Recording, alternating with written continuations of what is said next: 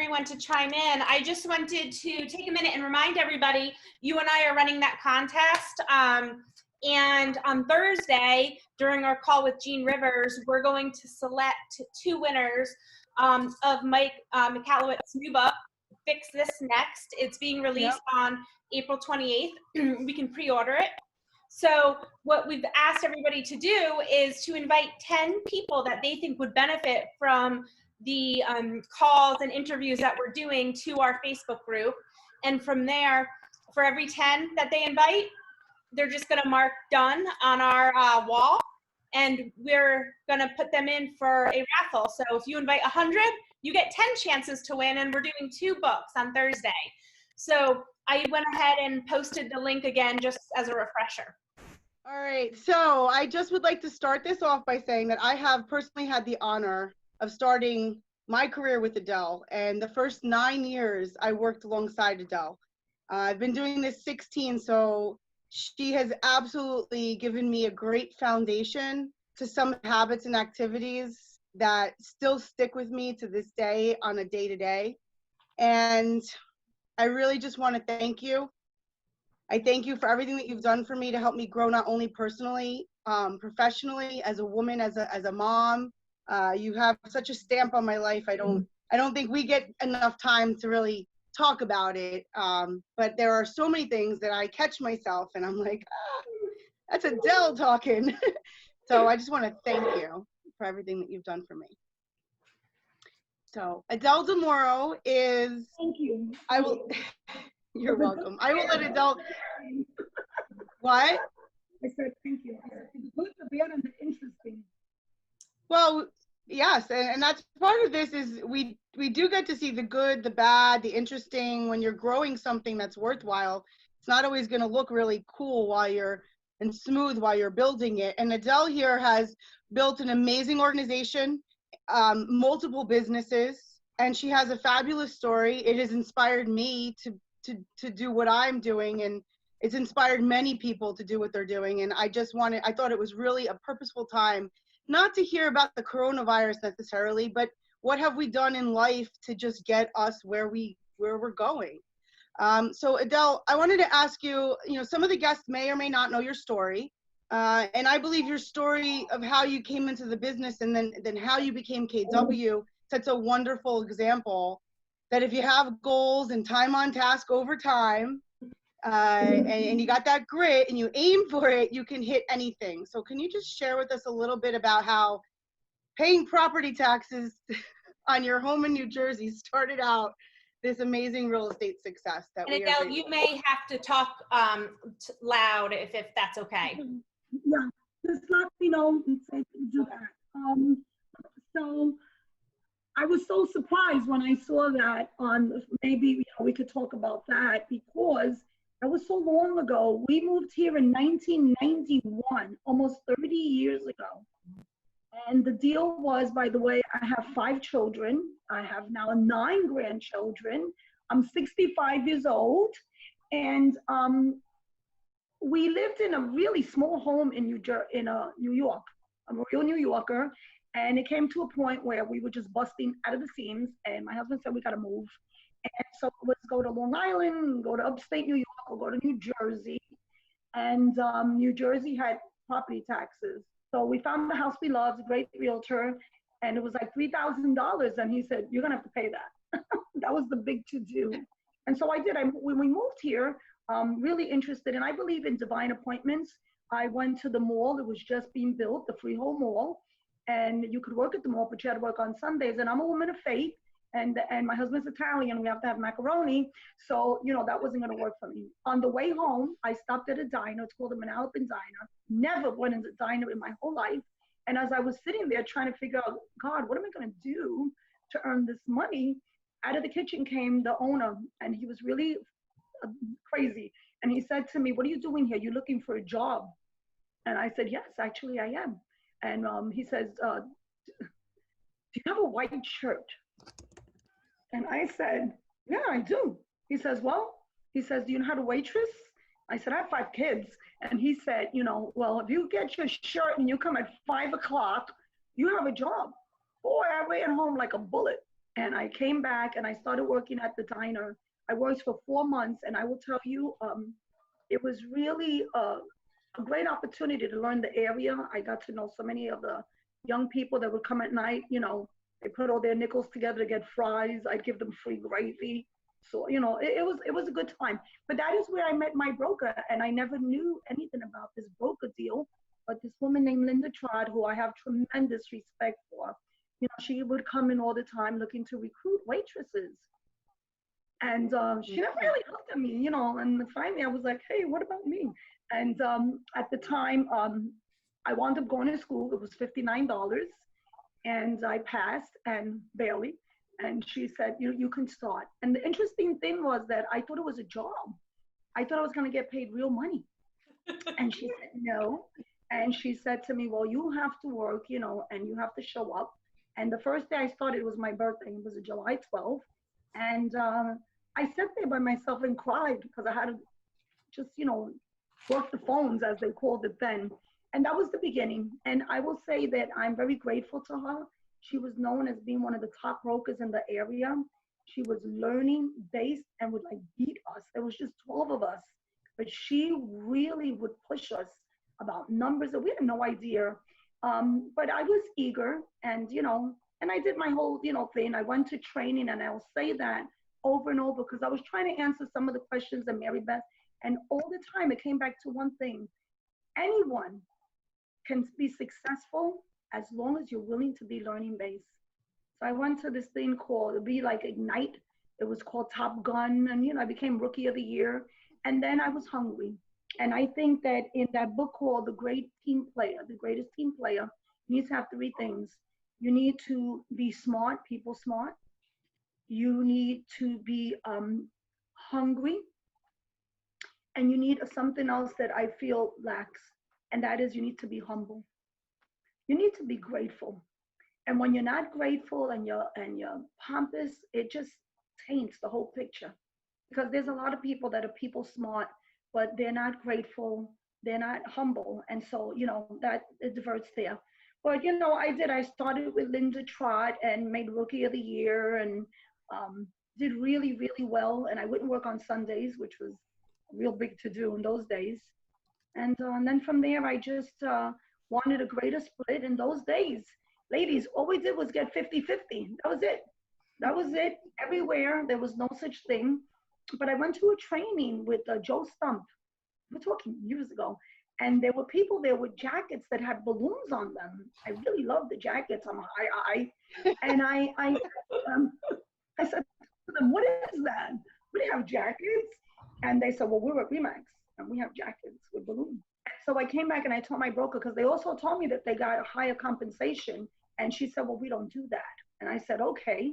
And then I went to NAR training, and then I started to go with a group, again, learning, going to the events, meeting people. Success is not built in a small circle, it's a big circle. And then I went to not Joe Stump. I went to Howard Britton. Howard Britton, yeah, I could see his face. And that's where I learned. I met Linda McKissick. And I met Linda and the Ubaldinis and Diana Costa. We're talking about 1996, crazy. And they were with the balloons and the whole to-do. And it was, great model. And then all of a sudden, they invited me to go to a Keller Williams conference. Family Reunion was called. I was like, right away I said, oh, this is lame, family reunion. But what transpired was that I was building my business. I'm a hot mess when it comes to papers. So I learned at these conferences to have an admin. So my best friend, Evelyn, I paid her $5 an hour for 10 hours. And she came into my office to be my admin. And my broker was so upset. She said, you only get one chair, honey. And wow. She said, so it's either you or her. And I was fresh. So I let my friend have the chair. And then I took all the MLS books. They were like phone books, if anybody remembers what those were. And I piled them all up and I made my own chair. and it just really irked her. That's awesome. I knew there would be some new stuff I learned. So, I have a friend, Tina Hoffman, I love, and she said to me, you better knock this off. She said, because, so I started to look around to see, we did not have the balloons in my area. There was no exit. There was none of that. It was just your traditional models. And I went to dinner with many of them, of the brokers. And it was the same thing, it's 50-50. We'll give you your own desk. We'll give you a good chair. We'll give you 2 chairs. And then finally I met a broker, and she was very, very small. And she said, I heard you're looking around. She says, why don't you come sit with me? And no dinner. She just said, I'll give you 75% when can you get your stuff? And I did. I picked myself up and I went there. And it was from there that I took my business to, I remember one year I made 24,500,000, and you had to have 25 million to be a platinum. And everybody was saying, like, just put a deal in there. And I said, no, I'll be afraid. You never know. And I did not. But at that time, my GCI, I'm trying to talk as fast as I can, was about 438. For some reason, I'm not a numbers person, but I remember that. And my royalty was $21,000. Wow. And I said, this is not cool.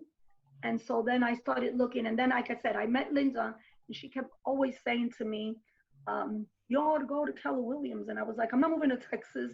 I just didn't understand the concept. And the other thing too was I never wanted to be a broker, not my thing.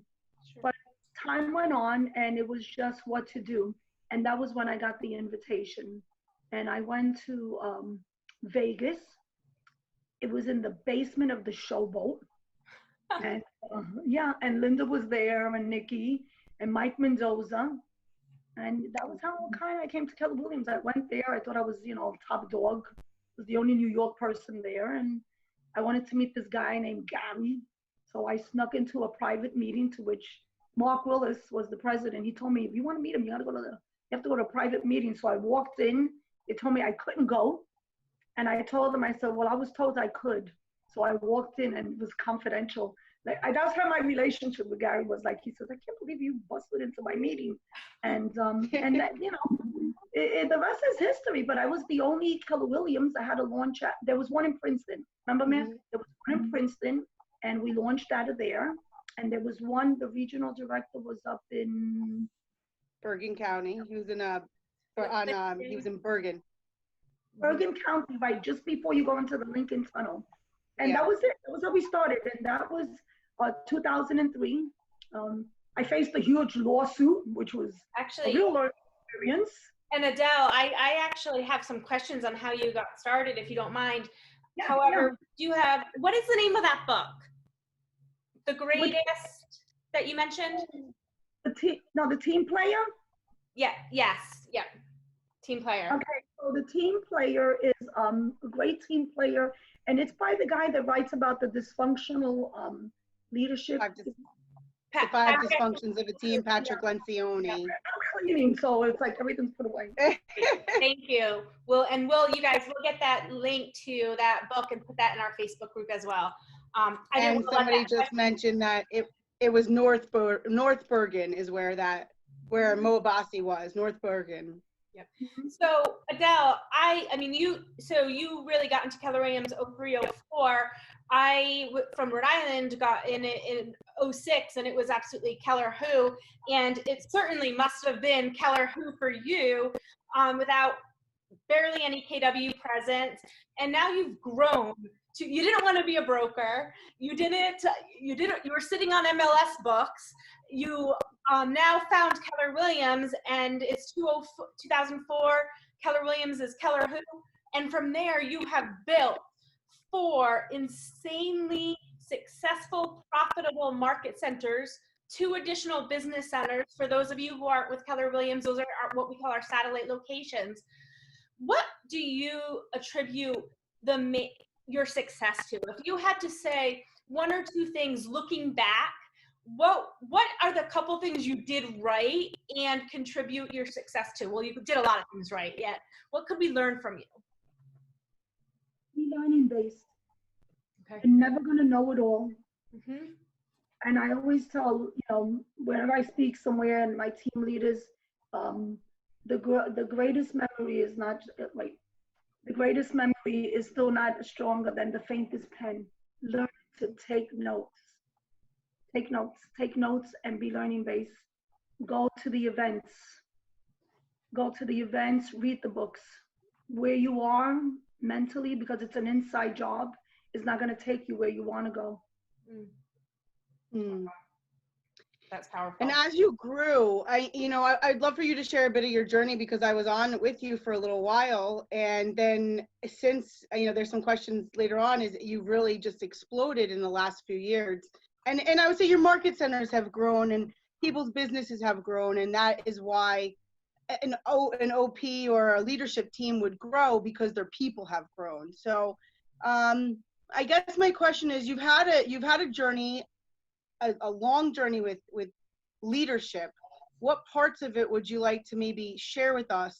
You were the agent, you became an owner, you launched the market center. When I joined you, there were 40 agents. Currently, I was number 43, and now currently, how many agents are you at about now? Between 14. Yeah, so now you have about 1,400 with 6 locations, a huge leadership team. So from the time that I was there as the 43rd agent to 1,400 agents, what were some of those stops along your journey that really were, monumental in who you are today? I think that I became a regional director because our market center went up to 100 agents. You were there, right? Remember? Denise Santapia. And Yes. so I learned what I didn't know. And that is the models and systems of Keller Williams. Whatever it is that you're getting into, you need to learn what the models and systems are. Don't become creative until you learn the most important parts. And a lot of times, we're all driven people, creative people, sales people. I'm always an agent at heart. You have to almost have an inside battle with yourself to say, in order for me to do this, I have to learn. I can't be Frank Sinatra. I can't do it my way. You have to learn it. If you don't, you have the opportunity to do it over and over. I have a lot of top agents. I'm so blessed. I will say that. I have top agents. I think in our MLS, we have about 10,000 people, and I'm pretty sure we have about 100 Circle of Excellence producers. And we have more than that did not do the number of transactions. They killed it. They did it. And I will say that it's been learning based. I tell them all the time, if you don't follow the MREA book and learn the models and systems to build the right business, getting that admin first and the rest of it, if you don't learn it, you'll just do it over and over. Over and over, you get to repeat it. That's the beauty about learning. You get to take the test again. Done it. Well, you used to always tell me that education is expensive. And, you get to choose which way you're going to go. Are you going to pay for the conference and the classes and go and learn the models and systems, to your point? Or will you just fail forward, and there's a cost to that also, and maybe a lost deal, a lost line of referrals, a lost business opportunity?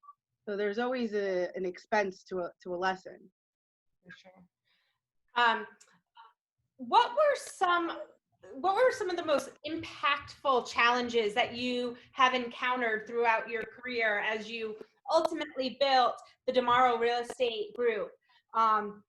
We know, as Mary Beth just said, lessons can be expensive. We all know that. One of your mentors, John Maxwell, always says, you either win or you learn. What were some of the most expensive lessons that you've learned? There have been a lot. I'm not going to lie.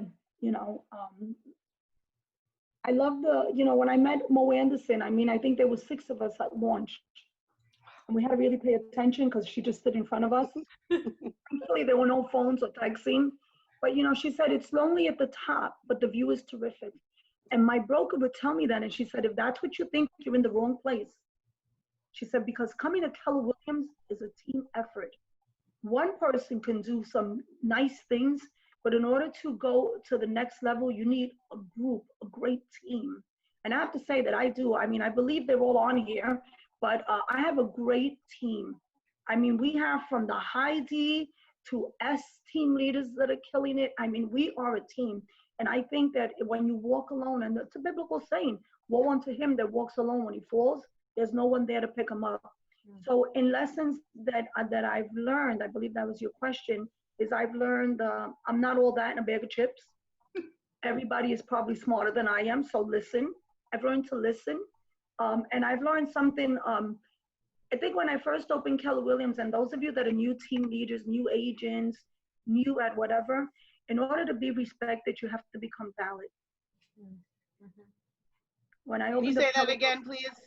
Yeah, I said when one of the biggest things that you need to understand is that, you know, respecting that it's earned. You need to become valid. If you're not valid, or when I first opened, none of my peers came, not a one, because I was just another agent. And they used to call me, I learned years later, I won't say who, they used to call me at the Coldwell Bank, Mrs. DeMoro, that I was a moron. It was okay. A, I didn't know. B, I'm not sensitive, so I wouldn't have cared anyway. I would have laughed as hard as they were. But the reason was because when you move to the next level, you probably, a prophet is not honored in their own town, and you need to know that. So you need to become successful, and then success will find you. It sounds so simple, but it's true. It's really true. So I love learned that. A prophet is not honored in their own town, and you must get valid. Yeah. You know, I love that you're saying that, though, because I feel there is that struggle when as a team leader, when you have agents that are very they're aspiring to be the best. They want to go out there and take their first listing. They want to, and you know, and then they're going to do this and do that. And I just say, you know, not to sound like a downer, you got to earn your wings a little bit. You got to go through it. You got to have validity when you sit at a table with a seller or a buyer, that you know what they're going through, and you can get them through this in confidence. And that doesn't just come on day, you know, not even day 365 of having your license. So I love that you're saying that, Ad. I love you. So in your opinion, though, and what, you know, another question, Julie, the last part of that question is real important, is what were the most fruitful experiences that you've encountered? I think pouring into people. I'm different as an OP. That's an operating principle in Keller Williams. A lot of people would call that the broker owner. Because when I hire someone as a team leader, my strength is that I'm motivating. My weakness is that I'm a savior mentality. And I feel that if I hire you, listen, being a team leader, building a team, being part of anything is not easy. So I think that something that I've learned along the way, inspiring, or whatever your question was, that being able to stick to something in the good times and in the bad times. If you really want results, you have to stay. And I think that that's detrimental to many people. They jump from one thing to the next, and they never go deep. Fresh water is when you go deep. That's where strength is. Wow. If I answered your question, but No, that's what I'm thinking. Great that, moments. yeah, it got me thinking, going small, going deep. Well, because like you look at Mary Beth. Mary Beth was my first team leader. I was the worst. And you know, because I'm a high. Well, hold on, time out. I was your 5th team leader. Oh, was I? Okay. Well, actually, the market center, the agents picked her because, yeah, I was such a psycho. But really, and I've learned so much to chill out. I became a regional director, by the way. And because I had to be out of the way, I was able to allow her to blossom. And that's something that I learned. So that's some of the learning stuff. But and I think Sally just said that you definitely have changed her life. Sally was my assistant team leader when I was with Adele, and so she's been leading that office since 2013, and that's 6 more years. Wow, Sally, right? So she just said you have changed her life, and I know it. I see it. Gina And Coppola, oh, so many, so many. You know, so many. Mark Willis always said, he said, as an operating principal, your goal is to build team leaders. And I will say that it humbles me when I go to regional meetings and I see all you guys, you know, Leslie Cato and Dana. I mean, there's so many of you. And my goal now is to really help become operating principals. That's what's next. You know, I mean, I'm looking to step back. So that's been a highlight, Julie, that I just pouring into people have been a highlight, big time. Believing, almost believing for them. Right. And, you know, I'm sitting here thinking we've got, I'm not going to tell you how many, but we've got some, you know, a decent amount of people on the call. And I'm thinking how your position as an operating principal relates to the team leader as an agent would relate to their getting their director of ops or their CEO or someone who ultimately builds to that level. Buyers agents. Yeah, and really just pouring into them. And I think that's a really great, it's a parallel. So if you're an agent on this call, think about what Adele's saying and ask yourself, are you leading your people the right way? Are you pouring into them? It could just be one person. It could be a part-time admin. And yet, are you pouring into them and ultimately making where you are a place that they would never want to leave? So thank you for that. Because I address agents all the time. And sometimes I feel that agents, they don't think they're leaders, but really you're a great leader. When you sit with a seller and that is their greatest asset, I don't care if it's 250 or 2 million, you're the leader. And you need to lead. You need to be so powerful and influential that they're going to hand over their greatest asset to you. When you're working with a buyer, you're the leader. You are a leader. You're leading more people than I am, because you're leading, when you're doing 12 transactions, 6 transactions, you're leading 6 families and their families. So you are definitely a leader. If you see something that says leadership, don't ever say it's not for me, because agents are leaders of people's greatest asset. Mm-hmm. Ooh, what a responsibility. Glad I'm not selling anymore.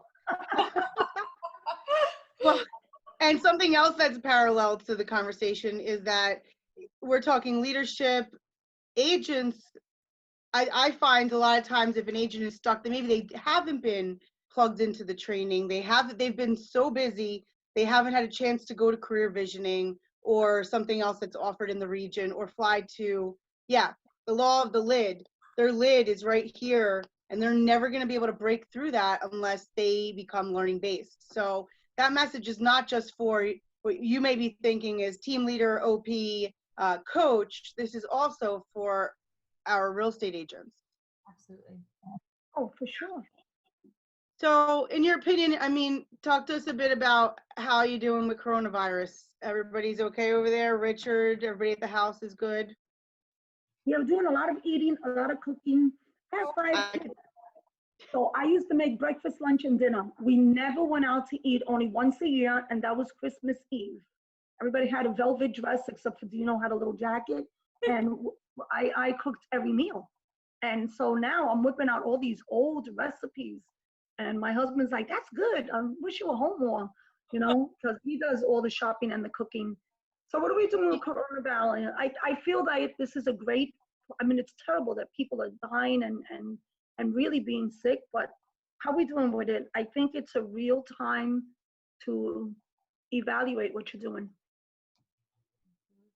I mean, I was supposed to go to Arizona, then I was supposed to go to Austin, then I was supposed to do Quantum Leap, then I mean, like 50 things. I actually have my calendar on the floor, just make sure I'm at all the Zoom calls. It's one of those things. Yeah. So that's what we're doing. One of my team leaders, Sean, he says I should get a shirt that says Zoom University. Totally. Jeff and I were actually talking about that earlier today. You know, missing a Zoom call here or there. Oh, are you registered for this one? We literally had to map out our calendars for all the Zoom calls.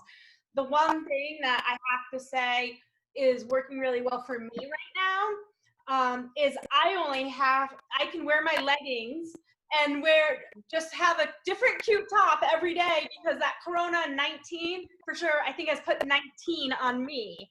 So we can get rid of that before we move on. But Well, you mentioned the cooking and stuff, and it kind of leads into this question here.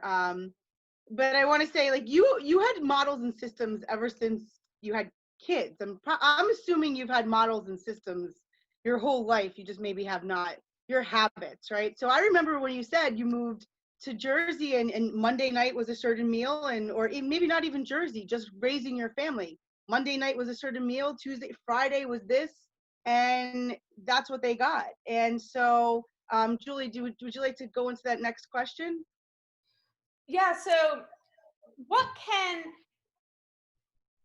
actually, you know what, I was looking at this question that somebody's asking us on here, and I might ask that if you don't mind before we Go ahead.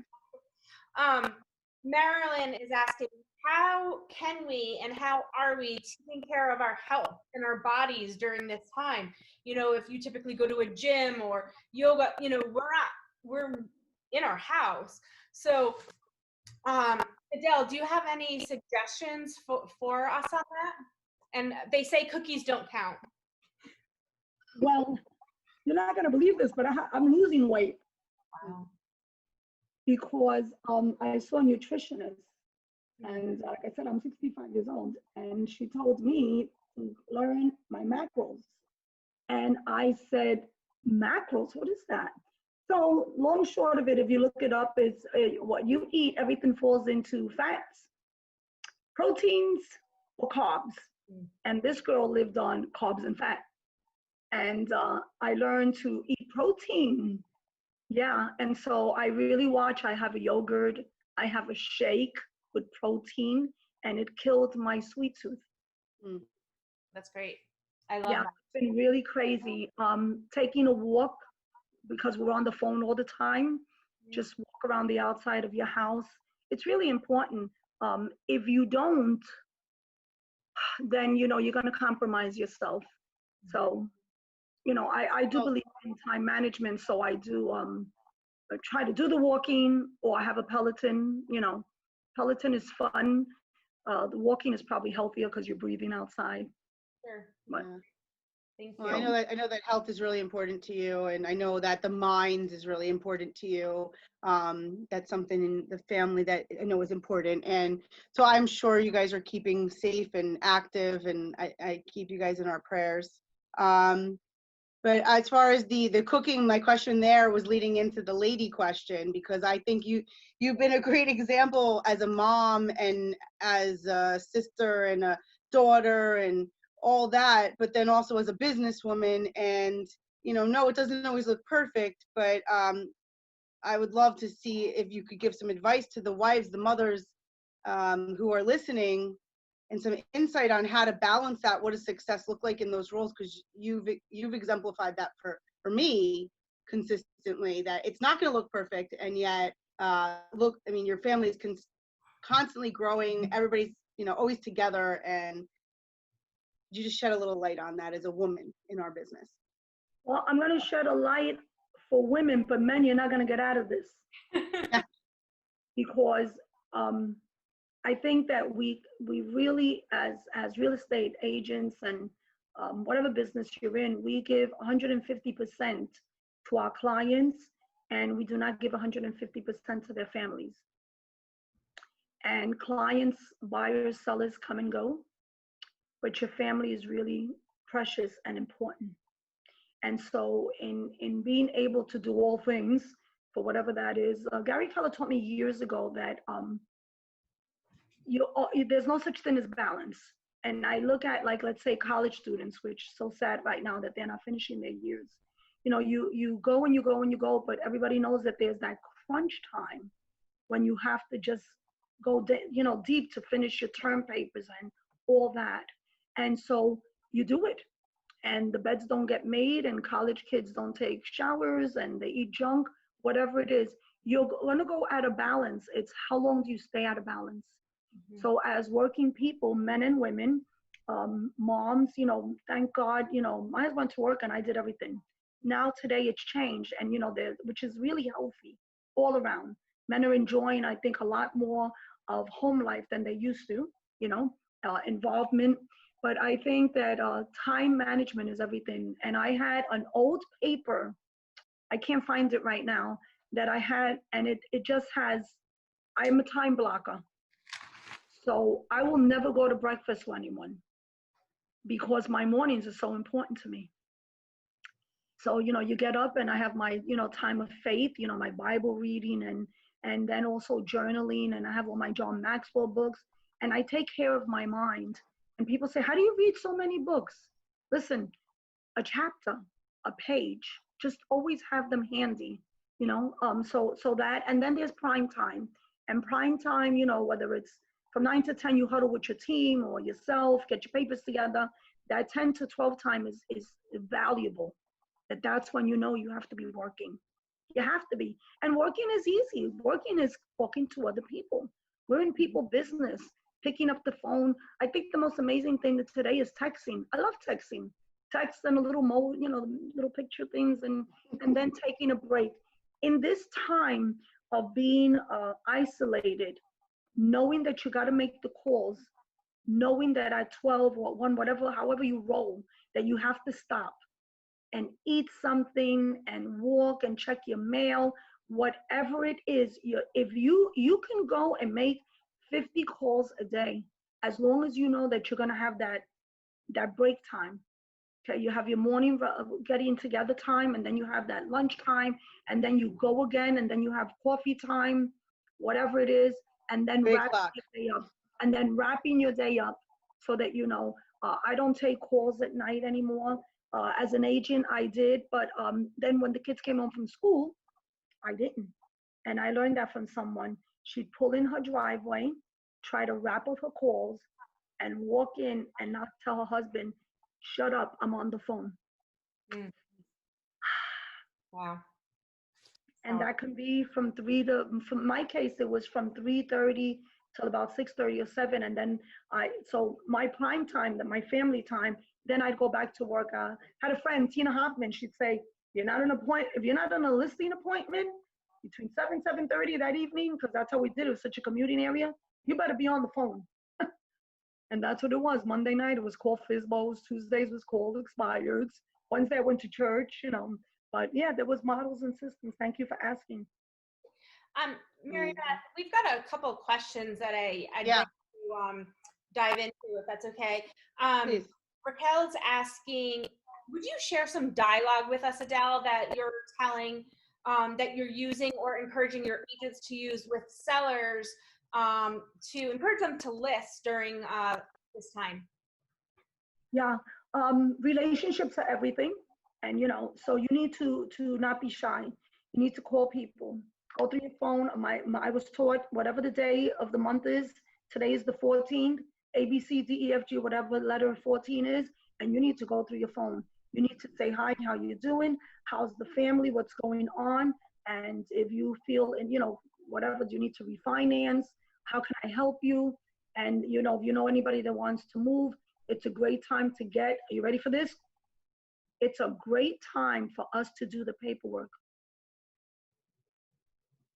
The minute, we don't know when this is gonna just stop, but the minute it does, I want you to be ready.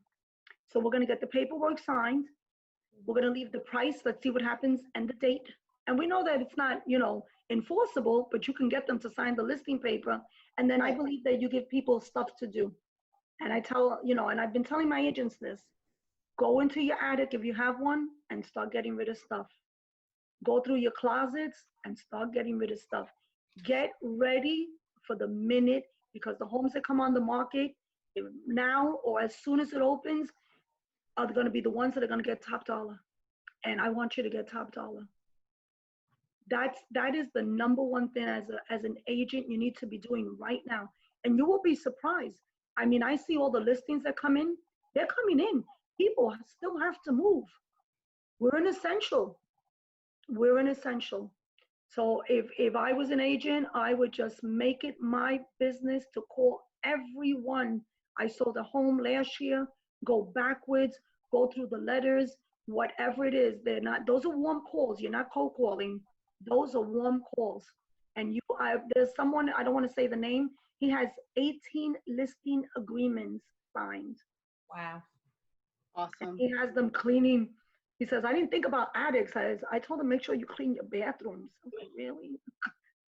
Get the house ready. Give them something to do for this time.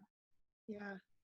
One of the things that we're doing in our market center is we have an exclusive list going on. It's kind of just our log of all those agreements, so that if we do have buyers and our front desk is holding it, so you connect with her, and you can see it on our Facebook group, and maybe you have a buyer that's looking for that property. It's not on yet, but we've actually put a few deals together just through those lists already. So it's still a servicing the client.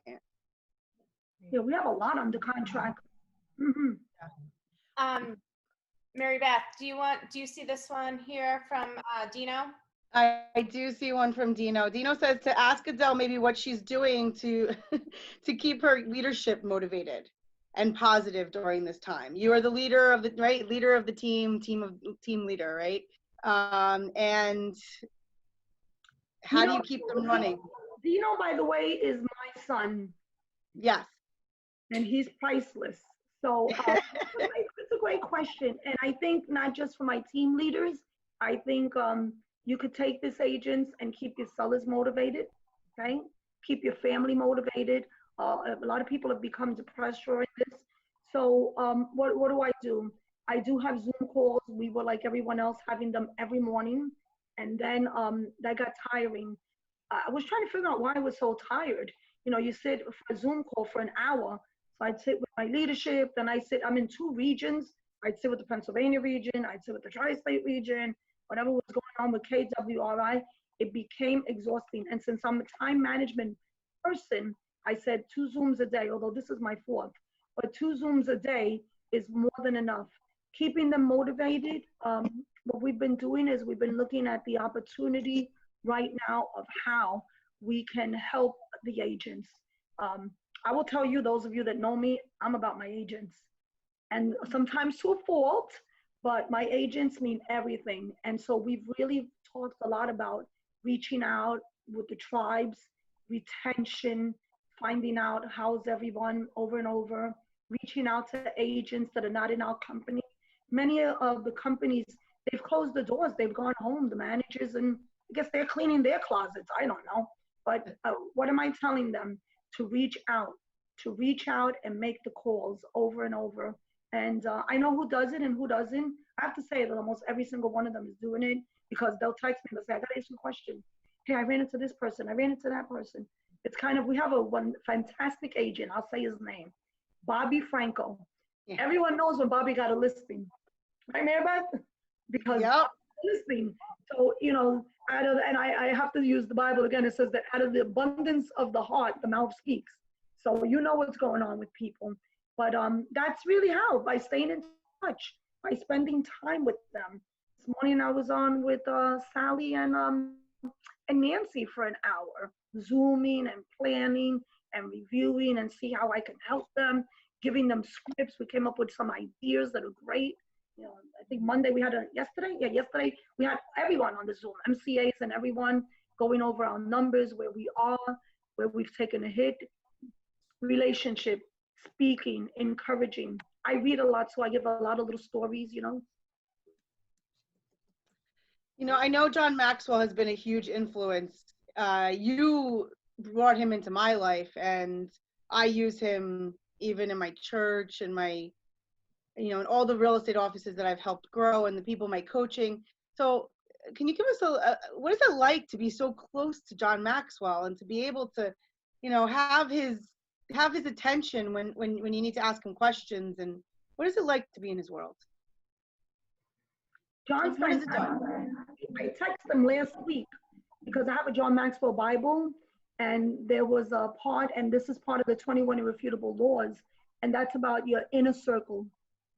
And I had texted him, you know, he's part of one of my mentors, you know, he's looking to do a community thing to which I'm sure, he's going to ask me to do it, and I'll be asking all of you guys to do it. But the thing about John is that John is very loving and giving. And I think that sometimes I'll hear people say and comment like, oh, I can't stand people. And I had to ask John when we were in London about that. And he said, no. He says, don't ever say that. He said, God made people, and without people, we would be nowhere. And so I think his impact on me is my thought life. WW, what would John say? What would John do? So Awesome. It's really been great. It's a great answer, Adele. Do we, yeah. So you can go.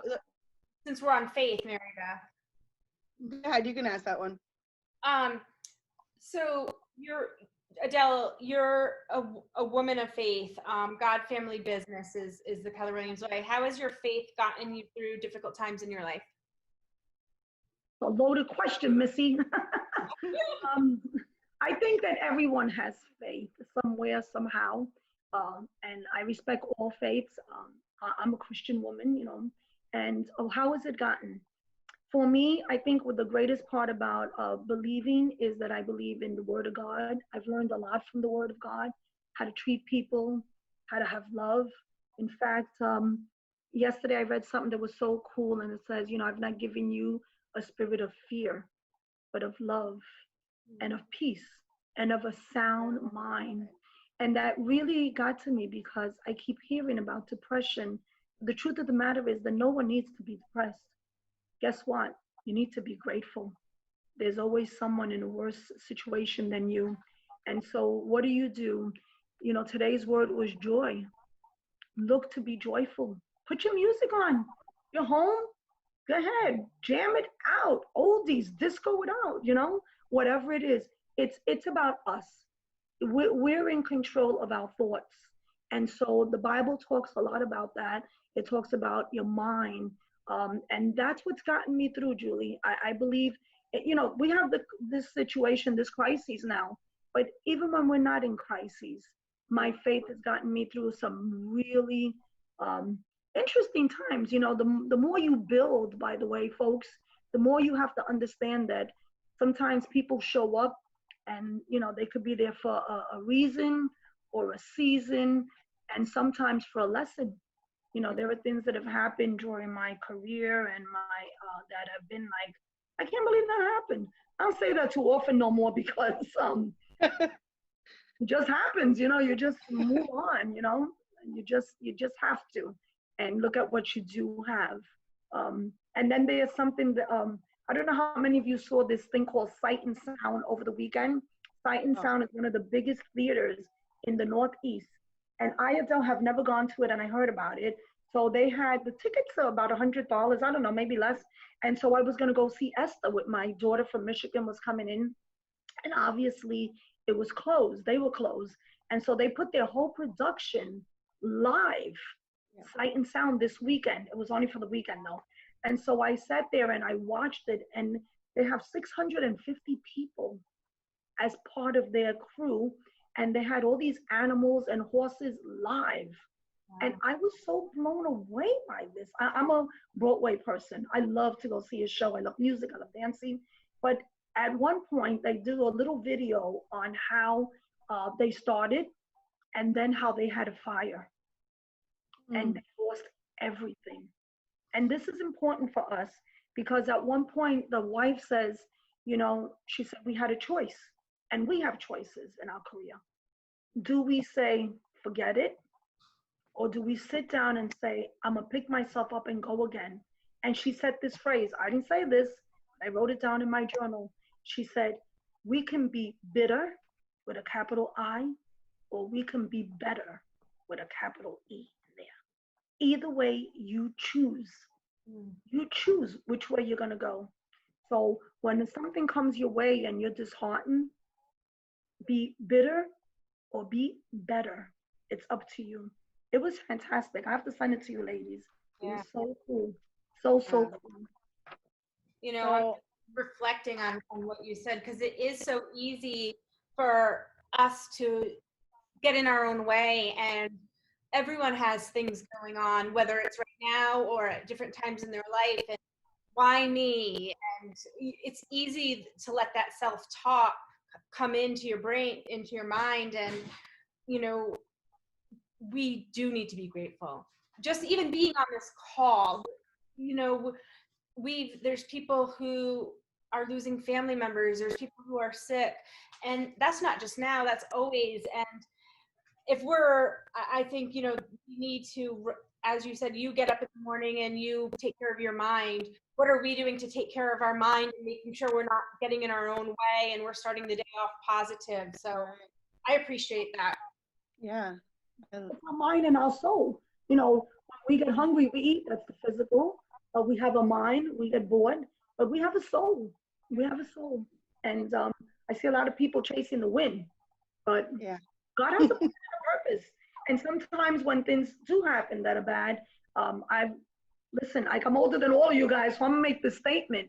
Many times the worst experience have been some of the greatest lessons, and for me have given me a tremendous amount of compassion. And I've gotten out of judgment and into curiosity because of some of the tough situations that I've had happen in my life. Thank you. Matt Billheimer's watching this and he's going to go, all these things that you say, now I know where they come from. I always tell them, stay curious, get out of judgment, staying curious. Adele, go ahead. Julie, any other questions that you're seeing there before I go to the last question? I think we got a good amount of them. Some people are asking for that script again. I think it'll be easier if we just ask you offline and then we'll get it typed up and get it on our Facebook page. Which one? The script was Sellers. It was very easy though. It was literally, I think it's ready where you're ready to sign the papers. It's a good time to sign the papers, get the paperwork ready. Yep. Right. We want to make sure we have it all done. So when this fire or what is it, a garden hose unkinks, you are the first to list to get top dollar. Right. Get ready now. So, it's gonna happen. Get ready now. That's right. Right. All right. So I have a 4-letter word for you. Next. So that's right. What's next for Adele? It's April, what is it? April 14th, 2020 today. What's next for Adele DeMoro? You know, I do move slow. I remember when we were going to open up the market center in Jackson. I mean, I'm slow. I'm very calculating. And so I measure twice and then cut once. I think cautious. Yeah, cautious. Good word. I never describe myself as cautious. I jump off the Brooklyn Bridge given the opportunity. But what's next? I would love for my agents to really take this time and build themselves in security by way of understanding money, reserves in that, because I want to move to go to 2,000 agents. But I want to go 2,000 agents where the agents are really successful. I really, our training and everything, I want to see that. I want the buy-in for that. I just don't want to have numbers of agents. I want to have the most successful agents, and I want the agents to understand that when you're growing the way we're growing, and you're bringing in people, we're as good as the weakest link. And so therefore, I want to grow to 2,000 strong agents of culture, compassionate agents of wealth. Like I said before, I want to see agents go into leadership roles. People always say, I want to come work for you, I want a job. I go, well, you have to get here first and believe in Keller Williams. So that's what's next. I want to see, I want to retire, but not really. But I want to move back. I want to see what's next. Every year, I want to be able to help someone become an operating principal. We have a lot of the owners that came in when I came in, and they're kind of, moving on, and they're looking for replacements. So what's next is to build leaders that will take over in Keller Williams and take this company to even a higher level than we ever did. We being my group when I came in. Amen. Amen. Which is the same of what you've been doing, right? Leading leaders to great success. It's just to the next level. She's breaking through that E to P, and I know you're going to do it. You're amazing. Do you have any? What? Valerie Vargas. Sometimes she'll call me and she'll say, I hear you when I'm talking. So cute. You have many Adeles everywhere.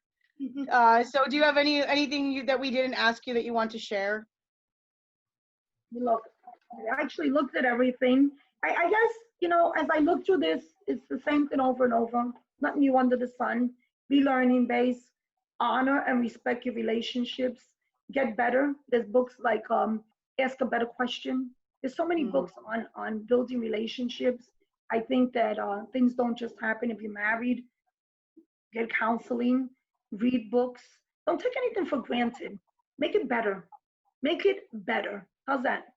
Whatever you have, make it better. Your business, your career, your life, make it better. Thank you.